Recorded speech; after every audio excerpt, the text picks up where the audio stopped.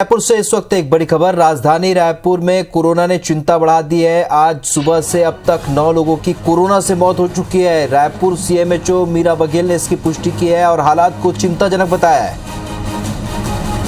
रायपुर से बड़ी खबर। राजधानी रायपुर में कोरोना ने चिंता बढ़ा दी है। आज सुबह से अब तक 9 लोगों की मौत हो चुकी है कोरोना से।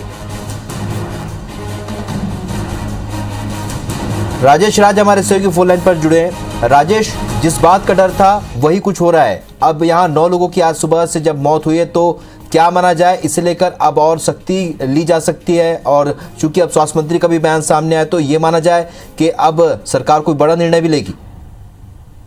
राहुल, सरकार क्या फैसला लेती है ये बात की बात है, लेकिन जो आज के आंकड़े हैं वो रायपुर के लोगों के लिए तो बिल्कुल भी ठीक नहीं है और स्थिति भयावह है। इस बात को स्पष्ट समझा जा सकता है।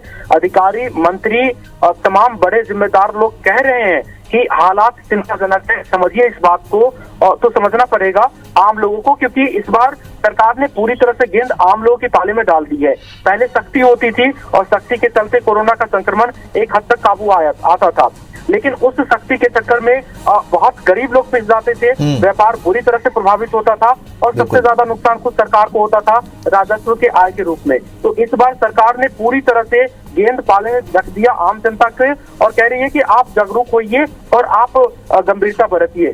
सरकार की तरफ से अभी भी यही अपील है लोगों के लिए कि जैसे ही लक्षण दिखाई दे टेस्ट कराएं। लोगों को कह रहे हैं कि इलाज कराएं। एक लेवल की गलती आम लोगों की भी नजर आती है, क्योंकि बार बार अपील के बावजूद अगर वो लक्षण होने के बावजूद वो टेस्ट ना कराएं और पॉजिटिव आने के बाद भी अगर डॉक्टर से इलाज ना कराएं और गंभीर स्थिति में जब हॉस्पिटल पहुंचेंगे तो उनको बचा पाना मुश्किल होगा। तो अधिकारी यही कह रहे हैं कि इतनी ज्यादा लापरवाही लोगों ने बरतनी शुरू कर दी है कि हॉस्पिटल आने के बाद उनको बचा नहीं पा रहे हैं वो, क्योंकि जब वो हॉस्पिटल में पहुंचते हैं उनको वेंटिलेटर या ऑक्सीजन सपोर्ट की जरूरत पड़ती है। इस तरह की गंभीर स्थिति में आकर के पड़ते हैं। तो आम लोगों को जागरूक और गंभीरता बरतने की तो जरूरत है ही, लेकिन जिस तरह की स्थिति है और आप जो कह रहे हैं राहुल की स्वास्थ्य मंत्री ने कहा है, हमने भी देखा है उस बयान को, तो निश्चित रूप से जो हालात हैं सरकार को कुछ कड़े फैसले लेने पड़ सकते हैं। बिल्कुल राजेश, ये 9 मरीज के बारे में क्या जानकारी? ये क्या गंभीर बीमारी से ग्रसित थे या इनमें कोई कम उम्र के या उम्रदराज लोग भी हैं? नहीं, अभी जो प्रारंभिक जानकारी मिली हमें वो ये कि सभी 50 साल के ऊपर की हैं, लेकिन उसमें 2 मौतें हैं जो 50 साल के नीचे की बताई जा रही है।